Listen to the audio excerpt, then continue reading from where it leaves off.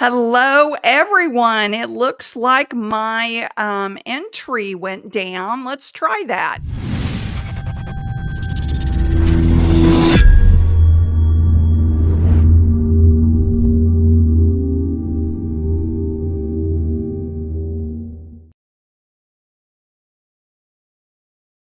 Well, it is live, folks. So that's what happens when it's live, these little hiccups. And I apologize for the reschedule. Whenever I reschedule a live, I always put it in the community tab on the Eternal Life Plan YouTube channel. But I had a really bad infection. For those ladies out there, get rid of your mascara that's old. And what I did was I poked my eye with the mascara wand, and I got an eye infection. So that's what happened. But we have an incredible show for you tonight. And I can't wait for you all to hear this information. Some of it is breaking news, and it's shocking. So we're going to get down into the details. But before we do, I want to go over with you what we're going to be talking about today. So, donors, nothing has changed. And Christine Chrisleep is going to come on and talk about all of this. Simon Rafe strikes again in many ways. There's an update on the Delair versus Voris lawsuit that we're going to talk about. And Voris was spotted. Oh boy, do I have information for you on that as well. So I would like to bring in Christine Chrisleep to talk about all of these things. Let me pull this down first, and I'll get Christine in here. All right, Christine, there you are.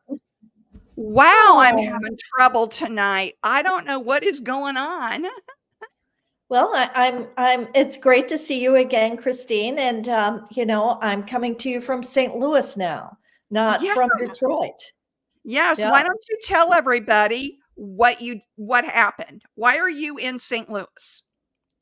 I'm in St. Louis because of course, I was laid off at the end of March. And so I stayed around Detroit for about a year for various reasons, mainly just trying to figure out exactly what I wanted to do next and so on. And so I decided that what I wanted to, that the best thing to do is move back to St. Louis, where I moved to Detroit from, and where my son currently lives. So I have one child. He lives in St. Louis, and now I live here too.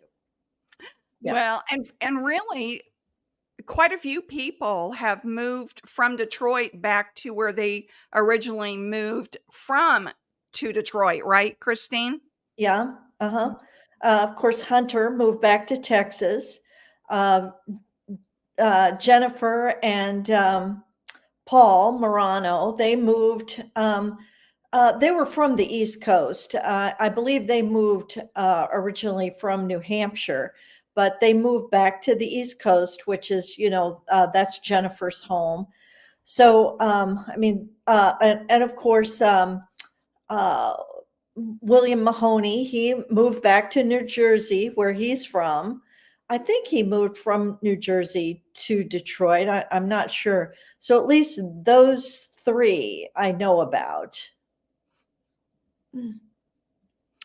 Okay. Well, and Danny moved too, but she was an editor, folks. No one really ever saw Danny. She did the editing behind the scenes, and she moved as well. So let's get into it, Christine. The first thing I want to show you all that Christine and I are going to go through with you, and that is nothing has changed. Nothing has changed. So, Christine, let me get on the new Church Militant website. I'll share my screen and you all will see what I'm talking about, okay? So, this is Church Militant 2.0, okay? God and Country. Mhm. And in here, Christine, it shows who we are. This is very interesting. Church Militant was established in 2020 at the Texas Secretary of State as a nonprofit 501c4 with the IRS to be a Catholic Christian voice in the world of politics and culture. Did you understand it to be a Catholic/Christian voice, Christine? Well, that whole 501c4 designation, I think is just a mess. I mean, it's so confusing. It's supposed to be um, uh, organizations working kind of in the public interest. So, like, so if you are promoting women's health, for example, you might be doing that through a 501c4, but actually what you're promoting is abortion. Or you might be promoting voter registration, but what you're actually doing is, turning out, Democrat leaning um, geographic locations for the upcoming election. So this 501c4 designation is where a lot of, in my opinion, where a lot of the abuses occur is in these 501c4s. Yeah, and the one thing that Christine and I have talked about in the past, and for those of you that are new to the channel, Christine has an extensive career in nonprofit fundraising and nonprofit work. So she's very attuned to how these organizations should run. But the entire time that I worked at Church Militant, which was only 6 months, but during that time, I never heard Voris refer to us as Christians. It was only Oh, Catholics. that's a good point. Yeah. And so to have this new 2.0, it looks like Voris is expanding to non-denominational Christians, to evangelical Christians, and he's never talked that way before.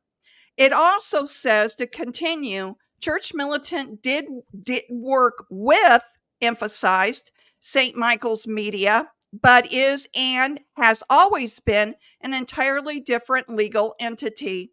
Christine, you worked at Church Militant for 3 years. Were you ever told that it was a different legal entity? No, but I figured it out on my own. But it's clearly very, very confusing, and we'll get to that, of course, in a minute. But the fact that the 501c4 is called Church Militant, and the 501c3 was called St. Michael's Media, and now to confuse things even more, this organization, their website isn't at churchmilitant.com or anything like that. It's at this God and Country dot something or other. It's not .com. I don't think it's. It's blog, Oh yeah, that godandcountry.blog. blog. Yeah. Yeah. So there are all these names floating around, and as I said, we'll get to how this is so confusing to donors. And of course, we want to continue to emphasize, that one of the chief differences between a 501c4 and a 501c3 is that money that you give to a 501c4 is not tax deductible. It's not considered a charitable gift. So when you support the new Church Militant 2.0, which is a 501c4, you are not supporting a charitable organization. You do not get a charitable tax deduction. You do not pass go. You do not get out of jail free card. None of that. Yes, and the reason why we're pointing this out, everyone, is because we want you to understand that Voris is playing the same games with godandcountry.blog that he did at the old Church Militant. And he says in this a new chapter. While Church Militant 501c4 is not new, a new chapter has begun. Board of Directors, Mary McCann, President, Mark Rivard, Treasurer, Deborah Trevek, Director. Is this new, Christine? Well, there some of it, a piece of it's new. Of course, Debbie Tverdik, she's new to the board, okay? But both Mary McCann and Mark Rivard were members of the board of the 501c4. They were members of that board. They were So, on the board of the old Church Militant and St. Michael Media. Deborah Trevek is a longtime employee of St. Michael Media Church Militant. So well, she's I mean, she worked there as long as I did. I mean, okay. yeah. Well, so She she was she there. came on right about the time I did. Yeah. So she was there over 3 years. Yeah. And and uh so the point of showing you this is Michael's doing the very same thing he did before. He's surrounding himself with his friends that will never tell him no and that will never govern as a real board. That's Am right. I overstating this, Christine? No, it's, meet the new boss, same as the old boss, to quote, the Who. But, yeah, and of course, the main purpose of a board is to supervise, the staff, is to supervise the executive director. Now, we don't know who the executive director um, of this new organization, of this Church Militant 2.0 that's publishing under the name godandcountry.blog. We don't know who they are saying is running the show. So, they've taken the step of at least they're publishing the who the board members are. They did never do that before. So they're taking at least that step, but no, they're not doing what a board of directors should do. It should have expertise. It should have people on it who can provide financial backing, and it should have people on it who have some level of who have a deep level of commitment to the mission. Now they probably have that. They probably have a deep level of. I'm guessing they have a deep level of commitment to Michael Voris, and Yes. that's where the problem is. That's exactly right. Mary McCann was the former receptionist, administrative assistant at the old St. Michael Media Church Militant. That's what she did. And now she's president of this new board. She was on the old board as well. So Mhm. we're pointing this out because you all need to know that Voris is operating the very same way he did before, the very same way. Now I want to take you to the writers. Okay. Who are the writers at Church Militant? Well, Jim Ellis, he also was a contributor at the old Church Militant. He's a political consultant. So, he's not doing this for free. Dr. Jules Gomez he was the Rome correspondent at the old Church Militant. Michael Voris is now referring to himself as Gary Michael Voris. I have no idea why, but now he's Gary Michael Voris. Barbara Toth was also at the old Church Militant, and she wrote and did packages under another name, a pseudonym called, and I can never remember it, Christine, Martina. Martina Moisky. Yes, thank you, Martina Moisky. I always want to say Martina Navratilova. Yeah, no. Oh my gosh, I always did. And Stephen Wynn. Stephen Wynn was the former, well, I guess, the senior executive editor. yeah, I was going to say editor in chief, but yeah, senior executive editor at the old Church Militant. Yeah. So these are the people who have now decided that Voris, they're gonna continue to work for Michael Voris, and I got to tell you, it's heartbreaking to me that they would sell their soul for a paycheck. And I may be too harsh about that, but trust me, they know Voris has not changed at all. They know. And then they also now have a shop with expensive jewelry you can buy. $73 for a sterling silver oval military medal. $57 for a sterling octagonal Art Deco miraculous medal. And of course, the weapon and Voris's book, which he is now referring to as Gary Michael Voris. Oh, Christine, I Yeah. just noticed something. Scroll down. Notice where it says newsletter at soulsandliberty.com. Yeah, I hadn't noticed that before. Yep, that is new. And of course, the address 1415 South Voss Road is the same address that we showed at another podcast that is actually a UPS store that you can go in and ship packages, and they have mailboxes there.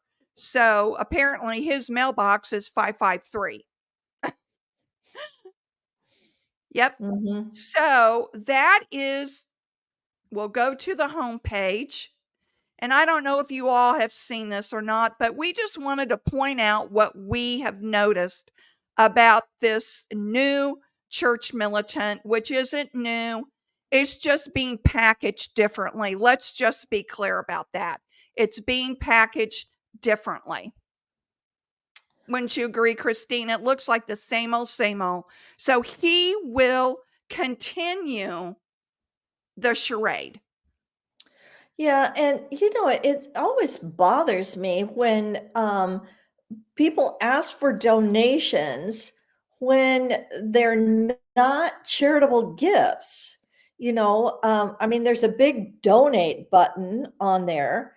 Now, I will have to, I will mention that if you press on that button, it does include a disclaimer that says, except under very extraordinary circumstances, your gift is not tax deductible. I mean, that is required by law that they say that. So they do say that, but they are asking for donations. And another thing that I wanted to mention is that since this is sort of the 501c4 has more of a civic focus. I noticed in one of their recent newsletters or articles or emails or something, they talked about that now they were attempting to save souls through the culture. Okay, so they're not. So the emphasis is more on the culture than on the church. So if you're Catholic and you're wanting people to be Catholic, this is probably not the place for you. If you are, just okay with being sort of a generic Christian, then yeah, this might fit the bill for you. But if you are really laser focused on Catholic identity, then they've moved kind of beyond that, as you were pointing out earlier. Yeah, they sure have. And I want to address something else real quick, everyone. So apparently, Church Militant is telling everyone that I'm doing these podcasts to make a name for myself. That's why I'm doing it. Apparently, Carmen is telling everybody this that reach out to her, that I'm doing this to make a name for myself. I just want to be clear. I don't need to make a name for myself. I already have a name for myself. I have an, an absolutely robust sales coaching and training business that, frankly, this takes me away from. I don't have to make a name for myself. Christine Chrisley doesn't have to make a name for herself.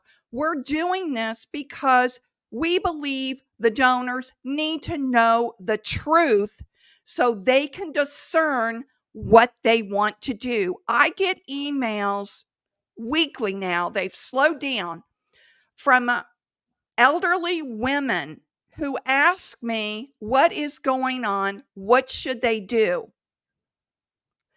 And Carmen is also pushing the tale that Michael is in intensive therapy. Intensive therapy. Well, I have something to prove to you later in the show at the very end. That may not be true. So hang on. All right. The next thing we're going to talk about is Rafe strikes again. Mhm. Christine, would you like to share with everyone, and then I'll pull up the email, but would you like to share with everyone what someone reached out and told you? Yes. So this is an email that went out last night around 7 o'clock. At least it landed in some email boxes at 7 o'clock last night, and it's a message to premium subscribers.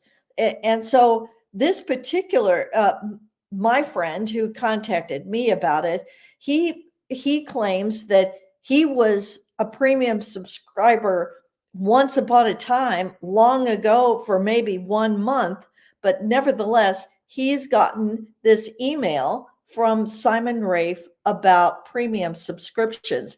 Now, I just want to mention a couple of things about or some reminders about the premium subscription before we actually go into the email message that Simon sent out. First of all, so it went out around 7 o'clock last night from Simon. He's the former chief of staff, for Church Militant and St. Michael's Media.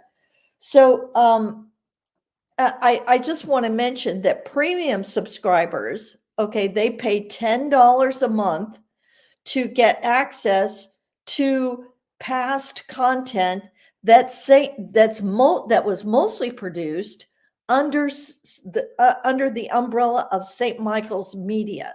Okay.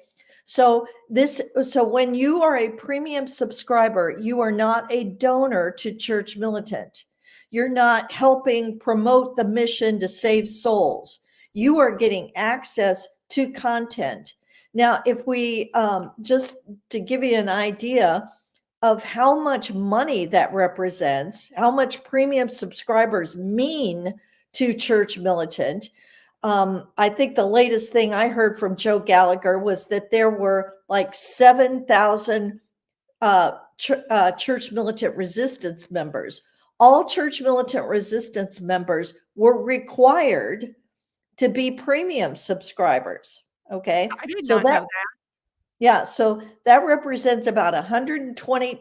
It's $10 a month, $120 a year. So if you have 7,000 resistance members, which is what they claim, that represents about 850 million. I'm sorry, $850,000. Okay, but that's only resistance members who are subscribers. There are all kinds of other people who are premium subscribers. So I think it might be safe to say that, that represents maybe, around $1 million in revenue. That's quite a lot of money, not to mention the fact that they hold that list of everybody from back 10 years ago, whoever had a premium subscription, they've got their name and email address. My gosh, how much is that worth?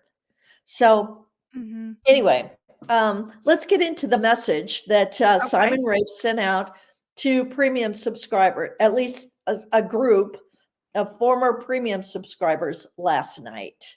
Okay.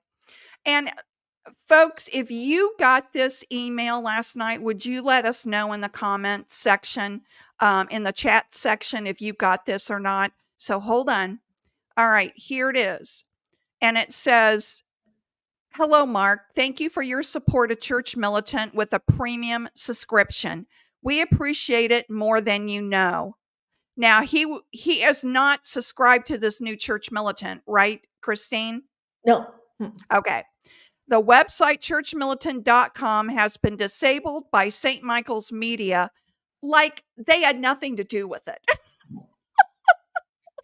Oh my Well, gosh. and like, how did that happen? Yeah, exactly. Don't tell Huh? anybody why. Yeah. But Church Militant, a separate company, has a new website and is bringing content both new and old there.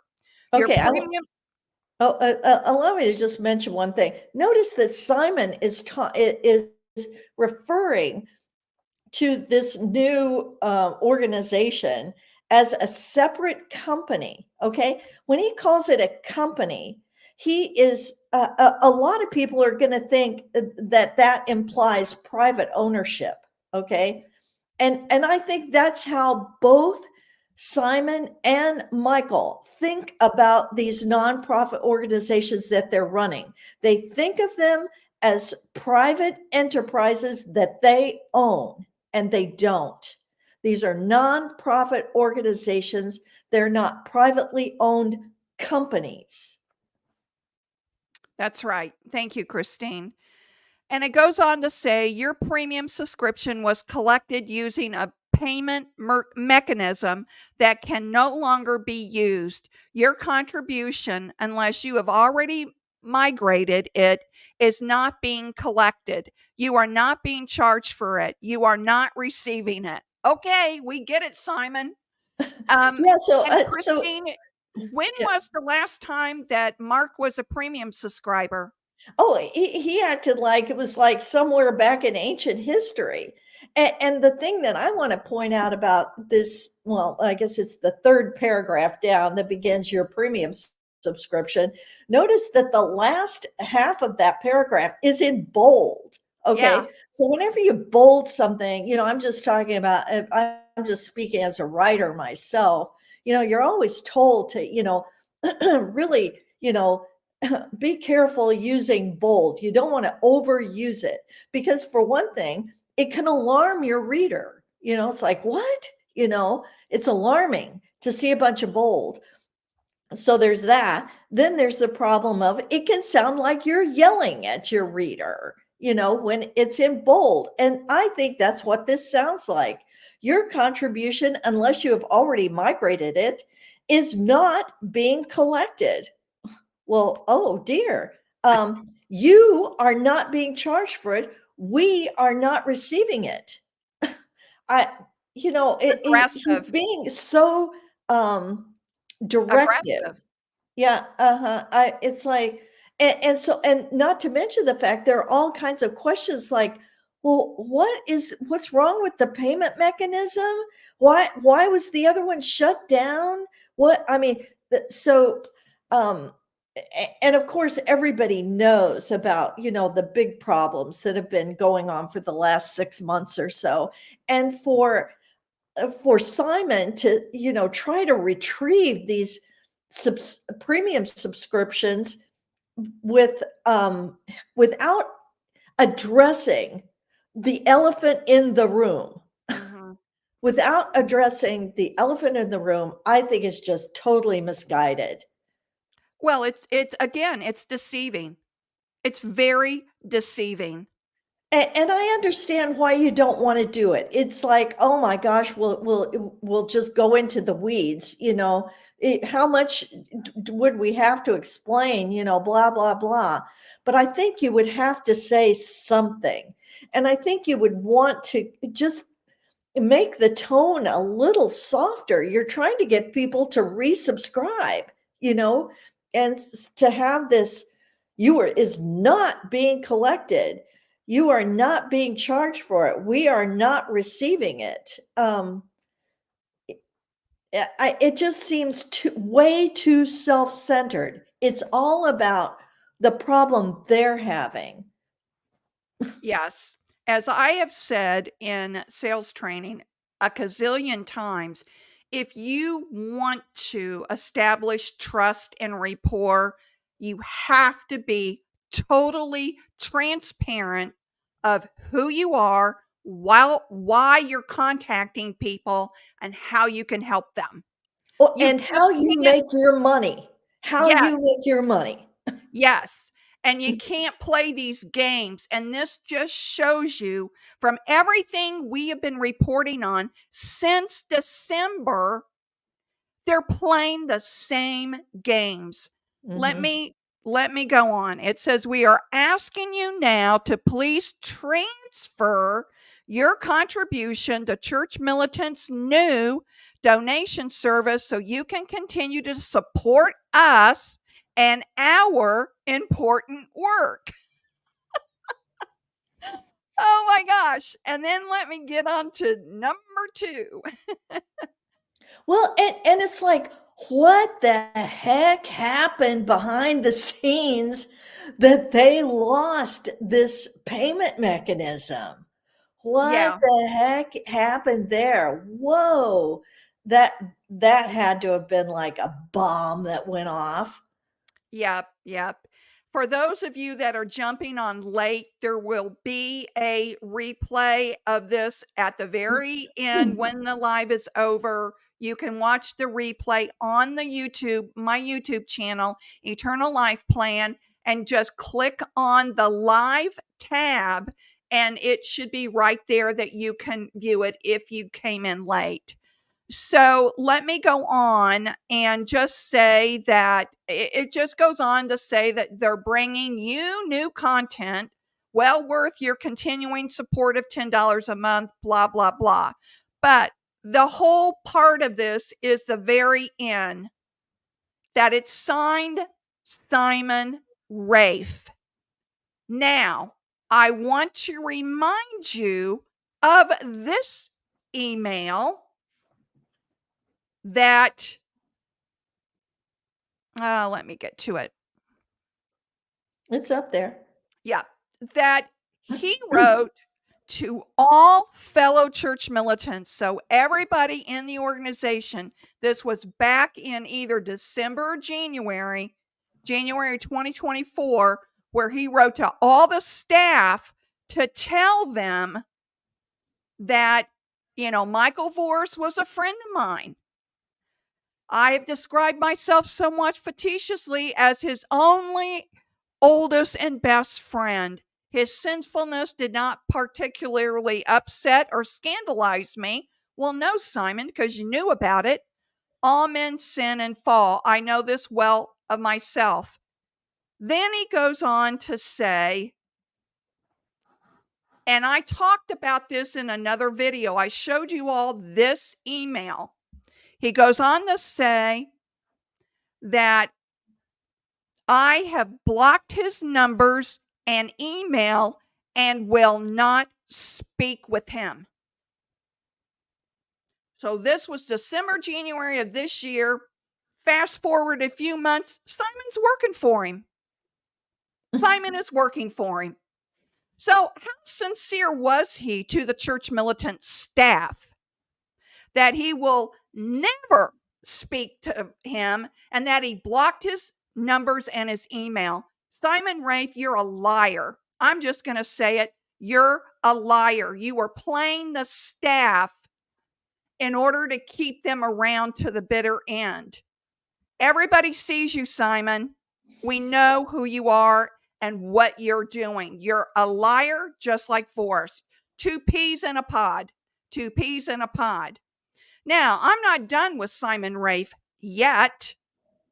So let me go on to Christine to show an email that I helped a premium subscriber get with Mike Sherry to try to resolve getting a refund for her membership. Okay. I help facilitate that for her. So that's why I'm in this email. I'm not going to give you Sue's last name, but Mike Sherry says, "Hi, Christine and Sue. Thank you for reaching out. A premium subscription to the Church Militant website is not a donation. It is a purchase of service, as like purchasing service on Hulu or Roku. If you purchased a premium subscription on Church Militant website in 2024, that can be refunded, and I have included Church Militant to assist in that. And if you guys have donated in 2024 and you want your email back or you want your money back, let me know. I'll give you my email address at the end so I can help you facilitate that, okay? He goes on to say, if you made a donation to St. Michael's Media before 2024, it's non-refundable since it's considered a charitable contribution. It is a donation and claimed on taxes both by St. Michael's Media and the donor to Jesus Through Mary, Mike Sherry. I'm going to give Mike some credit here. I thought he explained it well, and I thought he was courteous. If you see up here at the top, it says Mike Sherry, then me, Sue, then CM. Well, guess who CM is? I'll show you here who CM is. This is Mr. Rafe's email to me and Sue. Dear Sue, you have made no contributions to St. Michael's Media or Church Militant since 2020, so far as I can see. No refund will be made because you received the services paid for and received in 2020. God bless, Simon. And here's my response. You know, do you notice the tone? Sue, and I sent this to Church Militant, Mr. Rafe, and Mike Sherry. Sue, you deserve a much more professional and Christian response than what you received from Simon. Thank you for reaching out to me and sharing your concerns. God bless. And then I signed it. Bottom line is this. And let me get over to my email address. If you guys want to email me at eternallifeplan@gmail.com, I would be happy to help facilitate if you had your charge card was swiped for premium membership in 2024. Okay. And I'll help you with that. But the bottom line is that Simon lied. He lied to the staff at Church Militant saying that he blocked Voris's number and that he had blocked his email and that he would not speak to him again. Well, that was a lie. He's now working for them. So Simon could have been more generous to Sue in his reply, but he wasn't. And Sue's going back and checking her records to see if he's accurate because who knows? I don't think they're all that willing. She originally reached out to that email address, that Church Militant email address, and got no reply, which is why she contacted me and asked me if I had another email address or if that email address was the right address. And it was the right address. So Simon couldn't bother to investigate until I got everybody on board to help her. That's how generous he wanted to make Simon sure is. to point out to her. He wanted to make sure and point out that, oh, by the way, you haven't made a gift since 2020. I mean, that's his first remark to her. But in the I hope he's meantime, right. I hope he is right about that, I because do if it too. turns out he's not, that's the sort of statement that could really, the sort of statement from an organization that could really come back to bite you, you know? Yes. And not only that, the next on the I'm trying to think of, Friday was the 19th, right? So I got Yes. that email response on the 15th, and then your friend who hadn't been a premium subscription for a long time, longer than 2020, all of a sudden gets a fundraising email from Simon Rafe. Mhm. So, it's like they're all over the place, folks. They're just all over the place. I'm just going to leave my email address up for those of you that are coming in late here. Okay. I mean, that email is just a cluster of, well, I won't say it, but a cluster of calamities. We'll put it Yes. that way.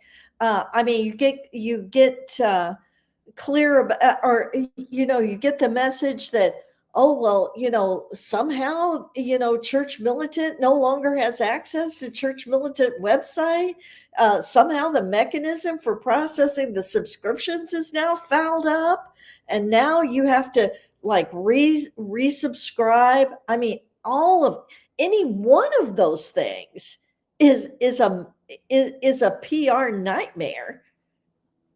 It sure is. And I want to open up the discussion to this, Christine. This is no longer about Voris homosexual sin.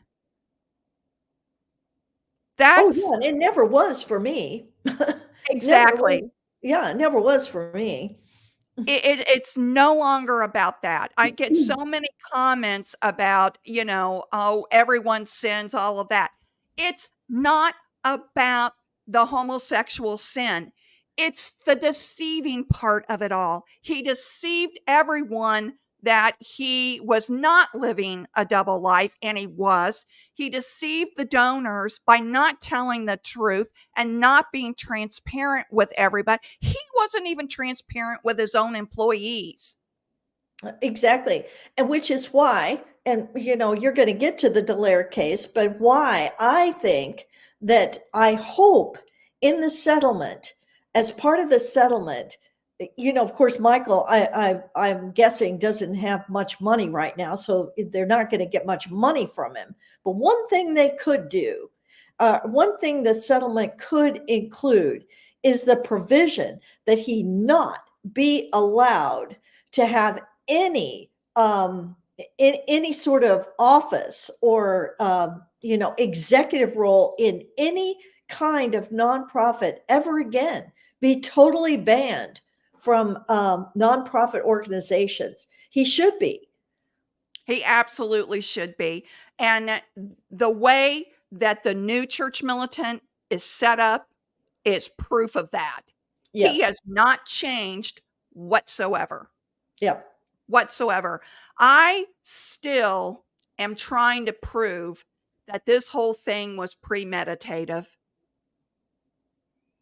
I'm trying my best to prove that because I believe he knew the ship was going down. He made his little confession to the public because he knew people would forgive him. And then he takes off and says he's going to therapy. Folks, I got something to show you later. Not show you, but tell you. But so he left a dumpster fire, He bailed on his employees, totally bailed on his employees who moved away from their homes to live in Detroit, only getting paid $30,000 to $35,000 a year. They were stuck there because they couldn't make enough to move back to where they came from. And not only that, there were some of them that were living three to a house, trying to split up the rent so they could afford to live in Detroit. It was Afford expensive to a there. house.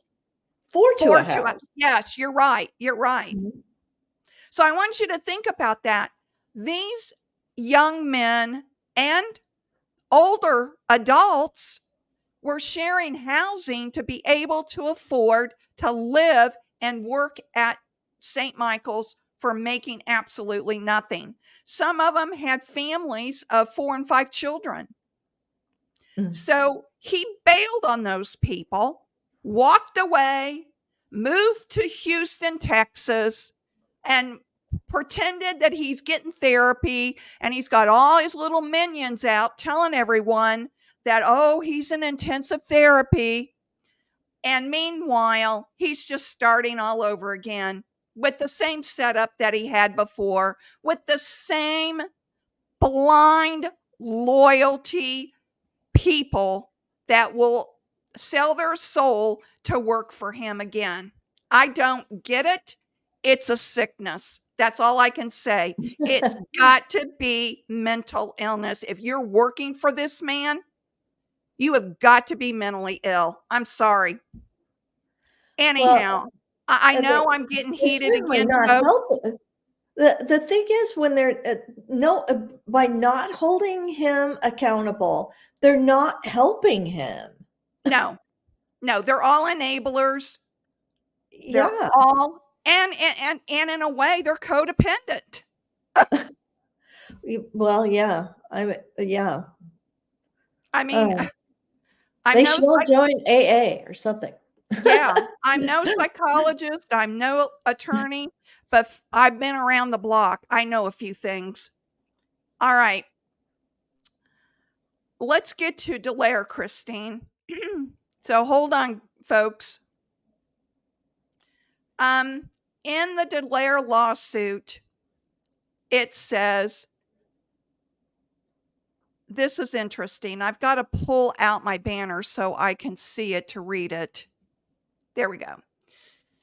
This was just filed yesterday, and I didn't see it until this morning. I checked yesterday afternoon because I knew there was going to be a hearing on the 19th, but it didn't get uploaded until this morning.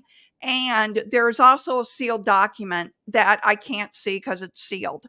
But it says the plaintiff, Very Reverend George Delair, the parties have discussed and appear to agree that Father Delair's claims against Mr. Voris tried during the 2-week trial period that begins on February 4th or April 1st. Now, why are they saying that? Because Voris continued twice. He continued this twice. While the parties have not agreed, Father Delair seeks leave to undertake additional limited discovery based upon newly discovered evidence and a trial deposition of a witness, former defendant Anita Carey. Christine, would you like to comment on who she is? Anita Carey was, oh, well, first of all, everybody needs, just as a reminder, okay, this case centers on two articles that appeared on the Church Militant website. One was written by we don't know who, because I believe it just said Church Militant. It didn't give an author's name. But there was a follow-up article, and the first article was about Father Delair. Okay, and of course this whole defamation centers on this. Then there was a second follow-up article written by Anita Carey, and she was a very well-respected reporter at Church Militant. Everyone thought she was just meticulous, very well respected, and so that's who is apparently being named again here. Yes, thank you. So, Anita Carey, who has committed to testifying at a trial, but who states that she cannot afford to travel to New Hampshire for the trial. More specifically, the course of Mr. Voris' separation from St. Michael's Media and Father Delair's settlement with St. Michael's Media. Father Delair has obtained information about this. Here it comes, everyone. The January 17th, 2019 article which is the one that Anita Carey was tied to, and the conduct of defendant Well, I Voris. actually don't think so. I actually think the January 17th article is the one that's in question about who wrote it. Oh, okay, got it. But Yeah, you're right, Christine. yeah. And the conduct of defendant Voris from 2 former Church Militant employees, Christine Niles and yours truly, folks, Christine Harrington.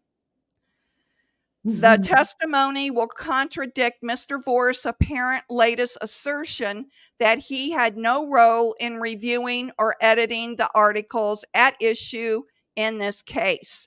Father Delair notes that on August 9th, 2023, Ms. Niles' deposition, which was ordered by this court, was suspended when Ms. Niles produced multiple documents in the middle of the deposition for the first time.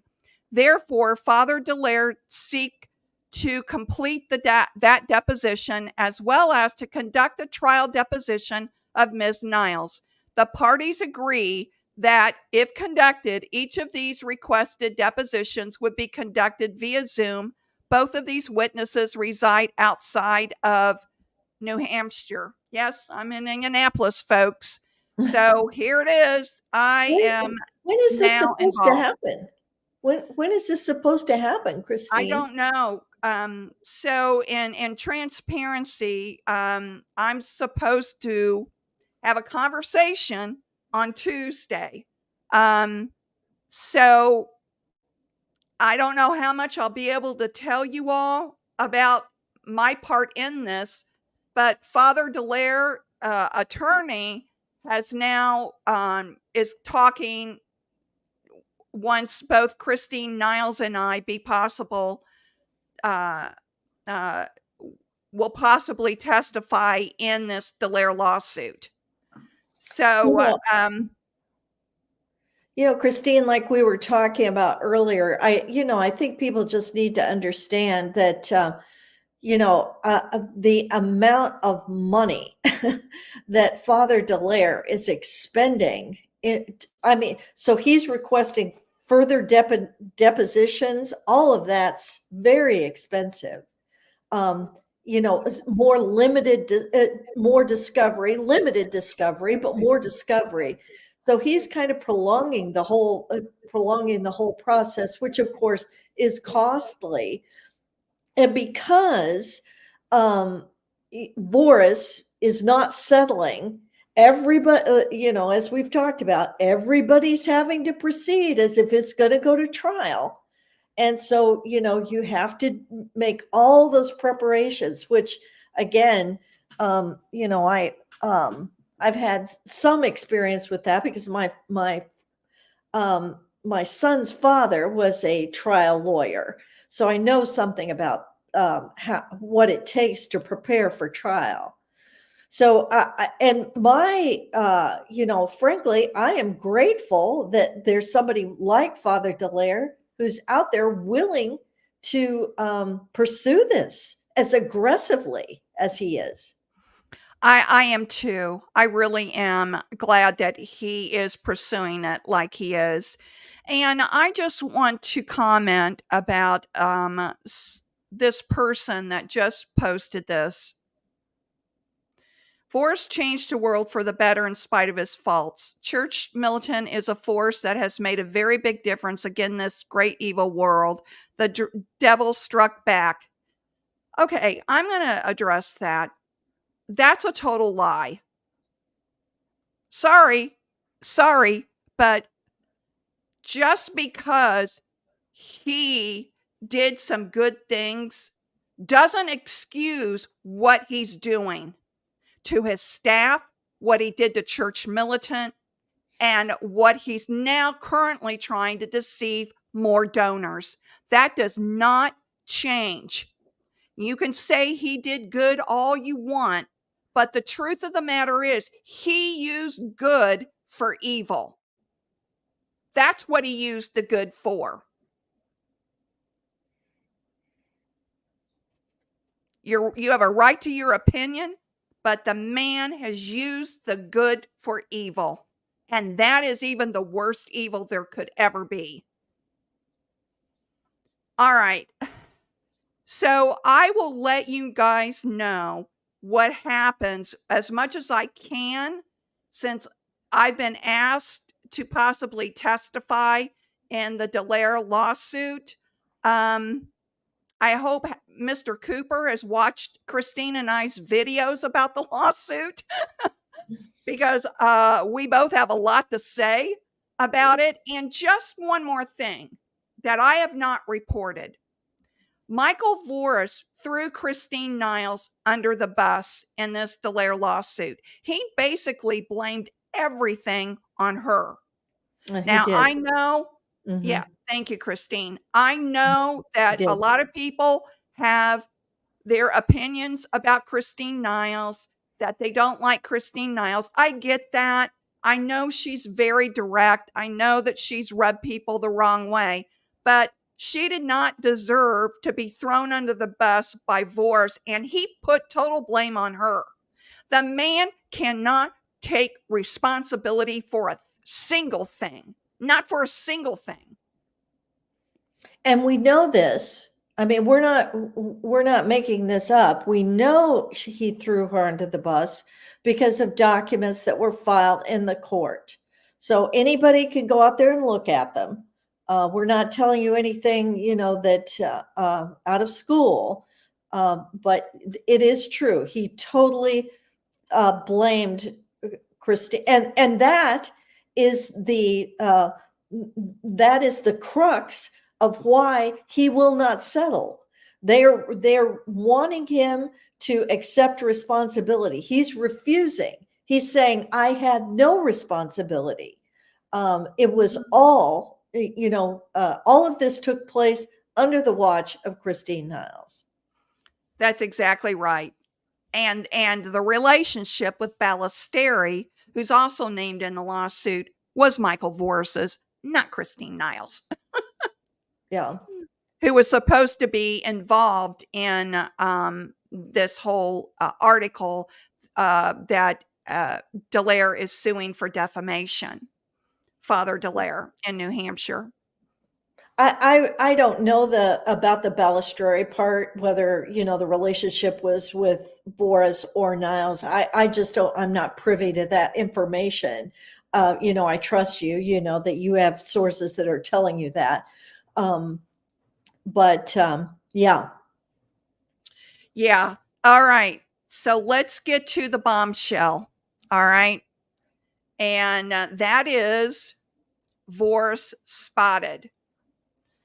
So this week, an anonymous source reached out to me, asked to keep his confidentiality, and saw Voris at Holy Rosary Mass in Houston, Texas.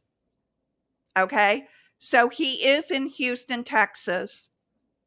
And people were shouting out, praying for you, or praying for you, Michael, praying for you, Michael. So apparently he's been there quite a few times because, people were making comments to him.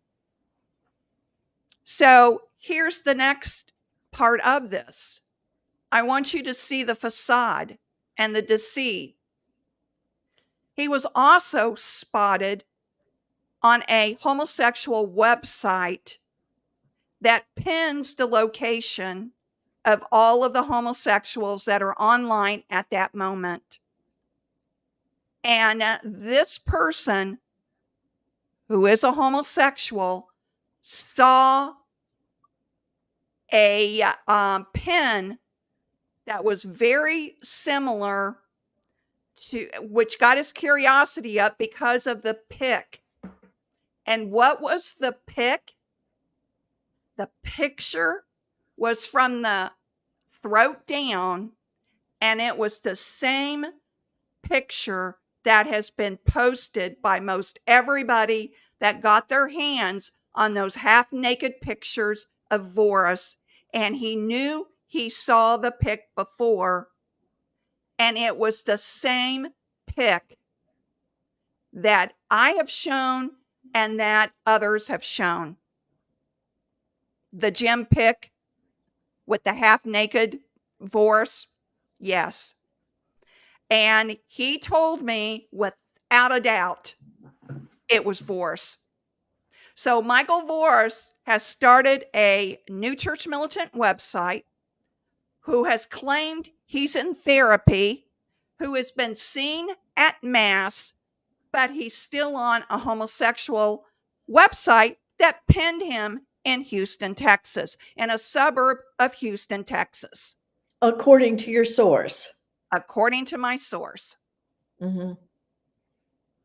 Okay? This is why you cannot align yourself with Michael Voris or Gary Michael Voris, or who knows what it'll be next year. Oh. Oh, and were you going to mention the fact that he was at the Mass, he was escorting a woman? That's right. He was escorting a woman.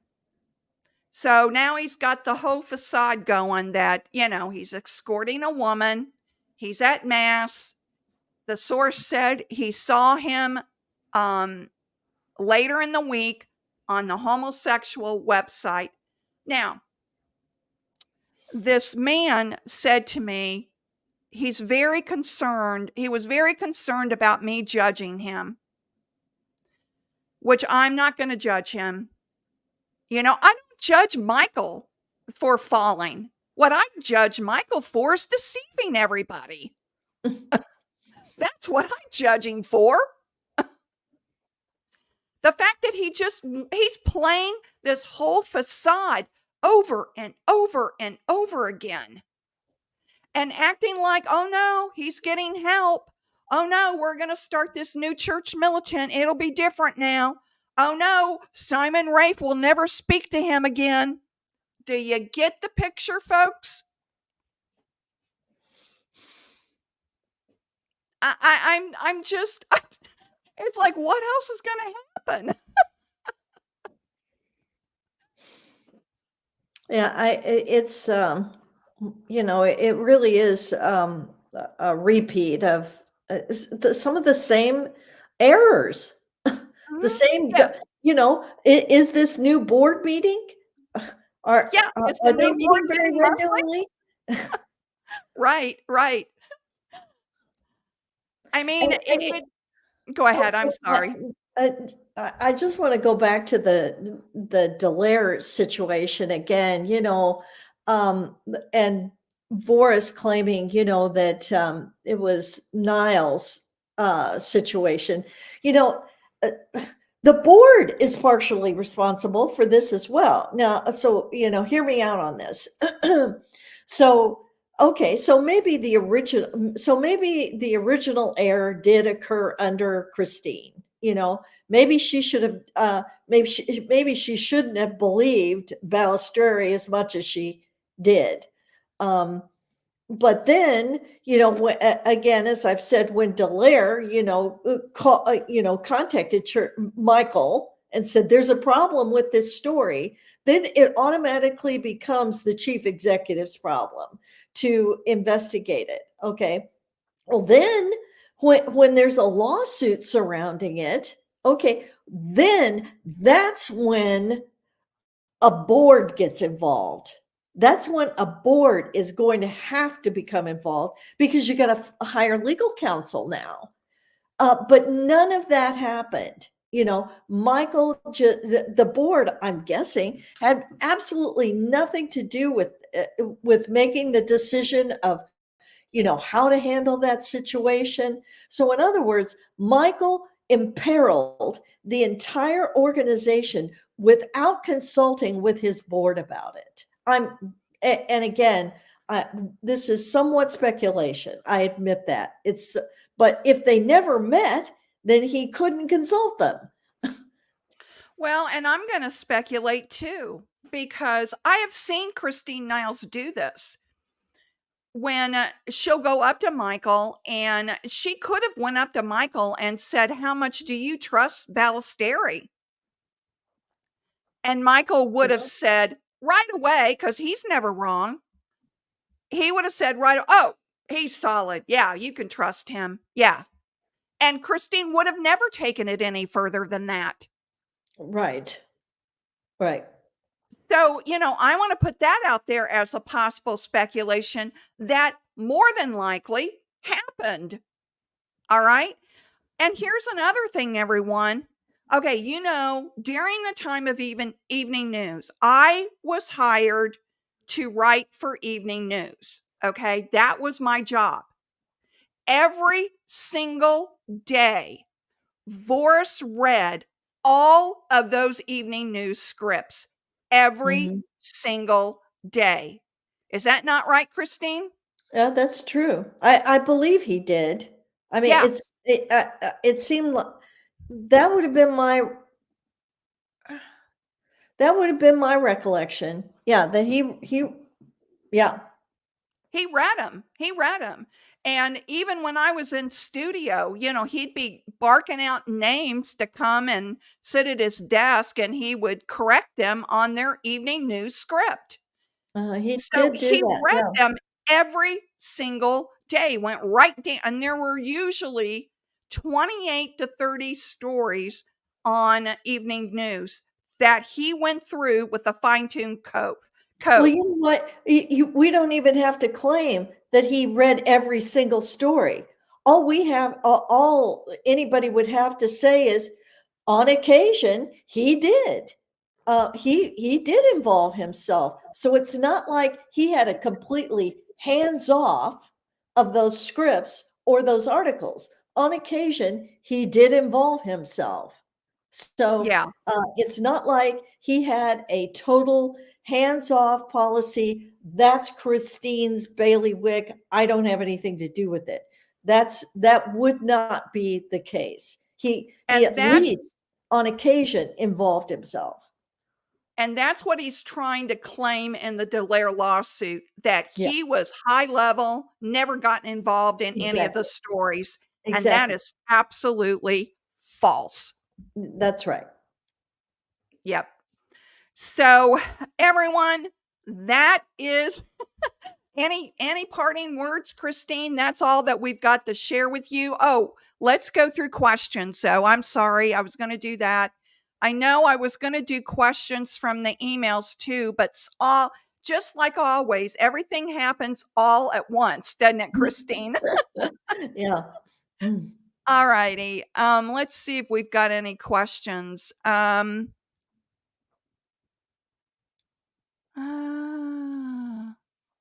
What about David Gordon? Is Dave still in Michigan? JM. Hi, JM. Yeah, I don't know anything No. about David Gordon either. He kind of fell off the grid. I know he hasn't uploaded a YouTube video in a very long time, so I don't know what's happened to him. And then Frank says, which country isn't the Catholic Church universal? Catholic. I'm not sure what you mean by that, Frank. But the Catholic means universal. Oh, I guess what he's talking about is the God and country. Oh, okay, I got wonder if it. that's what he means. Yeah, yeah. Which country? Yep, God Yeah. and country, the United States. But yeah, you're right, Frank. Catholic Church is universal. You're absolutely right about that. Yeah. Yeah. All right. Let's see. Um, Kayla. Hey, Kayla. Good to have you. Question: did Michael Voris really go for therapy? Well, he may have went, but it wasn't a serious attempt. It doesn't seem like. And let's talk about that, Kayla. That's a good point. If he really was repentant, if he really was trying to get himself together and move away from a homosexual life, he would have done that.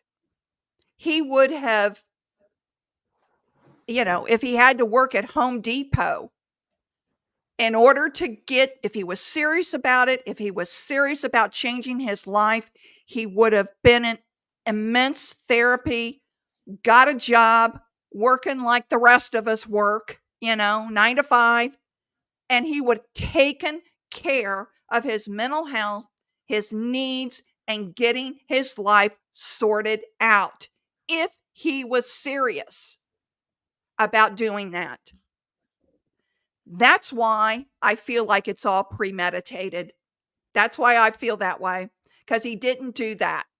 I mean, he wasn't even he did his resignation video in November. It was right before Thanksgiving, and it was a month later he was back on Twitter tweeting again. Yeah, and he got such a backlash. I think that's why He he stopped. did finally, disappear off of Twitter. But you know, he if he were getting if you were getting professional PR advice about, how to handle this situation, I think one of the things any PR professional would recommend is you have got to go like radio silent for a period of time, Mhm. and really sort of keep your head down for a while to make so that it at least gives the appearance that you're focusing on your inner life. You're having a time of self-reflection. And given the sort of very, very deep, long-standing troubles that he, referenced in that video, and it's the sort of thing, it's not going to go away. And, you're not going to figure that out in 90 days. You're not ready to come back onto the public stage the way he is now. If you're really grappling with all of that sort of thing. Instead, he's messing with the subscription mechanism that isn't working, and the new website, and you know, Yeah, I mean, you all know my abortion story. And I still struggle with it to this day. And that was 30 some years ago. And my friends, I have a couple of friends that are homosexual. They've struggled with not being active their entire life. They struggled with it. And they I would guess that almost every human being has some sort of very deep problem that they struggle with. I mean, Paul did. But it wasn't a sin. He had some sort of malady, ailment. But I mean, all of us are struggling with something a lot of times over our lifetimes. Yes, that's right. That's right. And for what Voris wanted to do would have taken deep therapy, being out of the limelight, and hunkered down working on healing his wounds. But that's not what he's been doing. Not when he's at mass one week and then on a homosexual website hookup the next week. Okay. Let's see. Are there any more questions, everyone? I see a lot of comments. It says, Nicola says their old payment processor might have dropped them, but there's not an automatic transfer donor info into a new payment system. Yeah, that's right. And actually, I think it was Patmos that was handling that for them. I bet. And yeah, and when that lawsuit happened, and when against Truth Army and Joe Gallagher and Jeff Sando, when that lawsuit happened, um, It and all blew up. I mean, yeah, it just all St. blew Michael up. Media could not pay Patmos, so they defaulted in payment. Patmos sued, and then the website came down. So, and with that, they handled those payment processors too, if I remember right. I Uh, wonder how they're able, though, you would have thought that the Patmos system would have had all that subscription information and email information in it as well. And it apparently they are still able to access that email list. well, they probably had, like I do in my business, I have the email list, and then it's also uploaded on the email platform that I use. So I do have it in 2 places too. I see. Okay. And you do that because if it crashes one place, you've got another backup. Mhm. So, that's probably what they did. JM asked, "So where's the dedicated and loyal Susan Vance?" I suspect she's behind the scenes. I do too. Okay. Her and her family. Yeah, yeah, her and her entire family. Um, have any of the donors sued Michael Voris, or is he broke? Well, he's not broke enough that he now has an attorney for the Delair lawsuit, so he's got somebody helping him. Um, but no, the donors have not that I'm aware of. They should do a class action suit, in my opinion. They could get a consultation for free from attorneys that handle those type of things.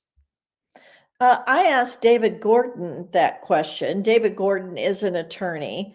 Now, of course, attorneys are like doctors. They have, very specific specializations. But David Gordon said he didn't think donors had standing.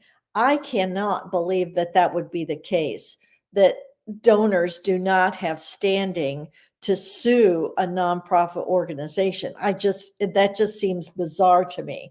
But uh, but a lot of those rules about standing apparently are bizarre because that's one of the reasons a lot of lawsuits don't go forward is because the people bringing the lawsuit don't have standing. So I don't, so, but I'm with you, Christine. I can't figure out why there hasn't been a class action. Again, just unbelievable negligence, Yeah. unbelievable negligence. And I had the same conversation with David Gordon, and he told me if I wanted to research it and get back to him, he'd be happy to look into it. Yeah, David, let me do your work for you. I'm not the attorney, but let me do the work for you, David. I wouldn't know. Uh, I wouldn't know how to begin to do that research, but um, okay. Nicholas says, "Are you going to donate to this new operation? Did you donate before?" No, there is no way on God's green earth am I going to donate to Church Militant 2.0. I stopped my premium membership when I left Church Militant in 2022, only to find out that if you worked at Church Militant, you got it for free. But I didn't know that. I kept paying for it through the whole time I worked there because they didn't. Oh, Nicholas says, I'm not asking you. Okay. Sorry about that. I did donate to Church Militant when I sold so I moved to Detroit. I had to wait for a bit to sell my house in St. Louis. But when I sold my house in St. Louis, I gave part of the proceeds from the sale of my house to Church Militant. What? Yeah, I did.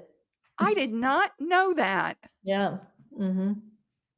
Well, you should ask that back. Well, we already know what Simon will say. It's like, oh my gosh. Oh my gosh. All right, everyone. I don't see any more questions really. Um,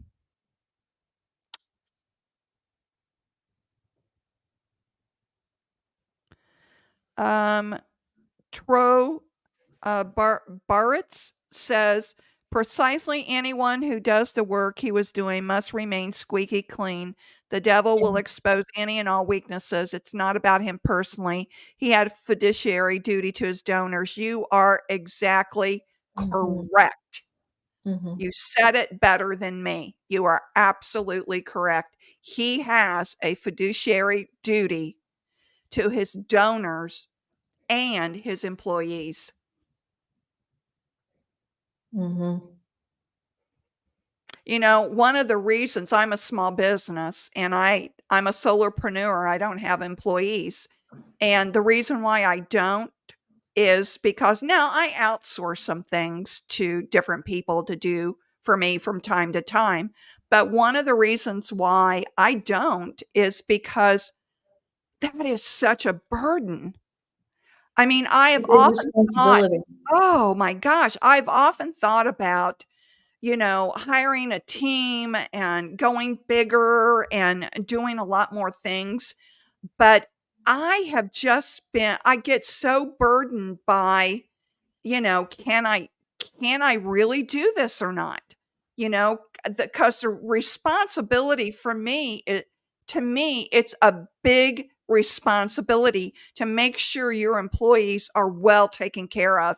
And this Yeah. is another thing. A small business man told me this one time that when he was going through lean years, that he would always pay his employees before he'd pay himself. He Yeah. said, "There were times I didn't take a paycheck just to make sure my employees got paid." Oh, sure. Yeah.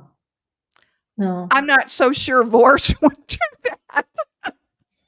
Oh, no, he gave himself a pay raise. Yeah. He He fired laid he people fired a off. bunch of people and then gave himself a pay raise, or at least that's what people claim. That's right, that's right. I don't know that for a fact, but that's what people say. Okay, Deb says, "Didn't Christine Niles belong to the board but retired in June? I thought I saw that on another website. Is that true?" That's true. Okay, so she was on the board, and then Mhm. she resigned from the board. I wanna say might have been September or That's what October. that's what came to mind for me, September. Yeah, Yeah, and then she resigned from Church Militant in November. November. So, kinda what happened, just to put it all together, and I hope I got this timeline right. Christine Niles resigned. Like the next week, Church Militant came out and made this big announcement that Michael Voris had violated the morality clause, but wouldn't tell anybody what that was all about. Then later that evening, Michael puts out his resignation video. And then an hour later, Christine Niles puts out her video about Michael's resignation video and why she left Church Militant. So that all happened like within a week of each other. And that was back in November of 2023. And then it's been a slow decline since November. And they finally closed their doors. March 15th is when the website came down. And then St. Michael's Media is filing dissolution in the state of Michigan that should happen sometime this month, if it's not already happened. So they'll dissolve that 501c3 St. Michael's Media. Well, Christine, we're all praying for you about your upcoming conversation with Mr. Cooper, and about the opportunity that you have to bring to light any facts that may be um, that may help bring out the truth.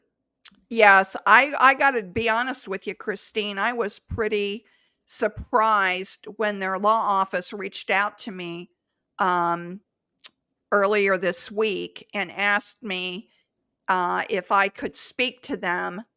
And I didn't know I was in this document until I looked this morning. It's like, oh, I guess this is real. They are Yeah. going to talk to me. So that is, that was surprising. Um, Troy says, pure speculation. Do you think Ballesteri violated privileged information to give GVM, I think you mean Voris, dirt on Delair, Oh, and that's Gary why Michael, yeah, uh-huh. He wouldn't come forward. Um No, are you asking, are you asking if, Balistreri, violated the confidentiality of his sources? If so, I would say no. No. In fact, he's standing, as from what I could tell, he's absolutely saying, I will not give my sources. And of course, that's part of the problem, is, he's saying, of course, if he was the author of that article, he's saying all these horrible things about Father Delair and saying that he has sources to back him up, but he won't. But he won't reveal his sources, and so anyway, I don't know how that gets sorted out. he comes back and says because he's a canon lawyer, he has access to information others do not. That's a good point. Yeah, I, that's a I good guess I'm point. missing that point. Say more. What's he Um, saying? that Ballesteri is a canon lawyer and may Yeah. have told Voris things that he shouldn't have told Voris Oh, I see because what it you mean. was, yeah, privileged information. Oh, I see what you mean. Oh, yeah. Mhm. Hmm. Yeah, that's a Yeah. good point. Mhm. Mhm. Yep, thanks for bringing that up. Yep, that's a good point. Okay, I don't see anything.